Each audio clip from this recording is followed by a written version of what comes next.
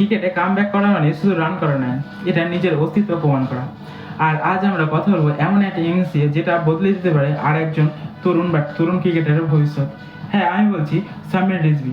47 বলে 70 রানের দুর্দান্ত কামব্যাক ইনিংস। একটা সময় ছিল যখন সবাই সামির রিজভীকে ফিউচার স্টার বলতো, কিন্তু কিছু ম্যাচে খারাপ পারফরমেন্সের কারণে সমালোচনার ঝড় শুরু হয়। সোশ্যাল মিডিয়ায় ট্রোল, দলে জায়গা নিয়ে প্রশ্ন, সব মিলিয়ে কঠিন সময়ের মধ্যে দিয়ে যাচ্ছিল এই তরুণ ব্যাটসম্যান। ম্যাচটা শুরু হয়েছিল চাপের মধ্যে দিয়ে, টিম দ্রুত উইকেট হারাচ্ছিল, স্কোরবোর্ড রান তখনও উঠছিল না, কিন্তু সেই সময় ক্রিজে আসেন সামির রিজভী। দর্শকরা ভাবছিল আজ কি পারবেন তিনি কিছু করে দেখাতে। শুরুর কয়েকটা বল তিনি খুব সাবধানে খেলেন, কিন্তু তারপরই বদলে গেল গেমের মোড়। একটা দুর্দান্ত কভার ড্রাইভ 4, তারপর লং অনের উপর দিয়ে বিশাল ছক্কা। ধীরে ধীরে আত্মবিশ্বাস ফিরে পেতে থাকে তিনি। প্রতিটা শটই ছিল ক্লাস, টাইমিং আর আক্রমণাত্মক মানসিকতা। 47 বলে 70 রান শুধু একটা ইনিংস নয়, এটা ছিল একটা মেসেজ সমালোচকদের জন্য, নিজের জন্য আর পুরো ক্রিকেট দুনিয়ার জন্য। এই ইনিংসের সবচেয়ে বড় দিক ছিল তার মাইন্ডসেট। প্রথমে সেট হয়ে তারপর আক্রমণ, এটা একজন ম্যাচিওর ব্যাটসম্যানের লক্ষণ।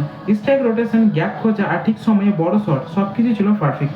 এই ইনিংসের পর এই জিনিসটা পরিষ্কার যে সামির রিজভী ইজ ব্যাক। এটা শুধু একটা ম্যাচ জেতানোর ইনিংস নয়, এটা হলো ক্যারিয়ারের টার্নিং পয়েন্ট। আপনি কি মনে করেন যে এই ইনিংসের পর সামির রিজভীকে নিয়মিত পারফর্ম করতে পারবে দিল্লি ক্যাপিটালস হয়ে? আর এই ভিডিওটা ভালো লাগলে তোমাদের অবশ্যই কমেন্ট করো এবং সাবস্ক্রাইব করো।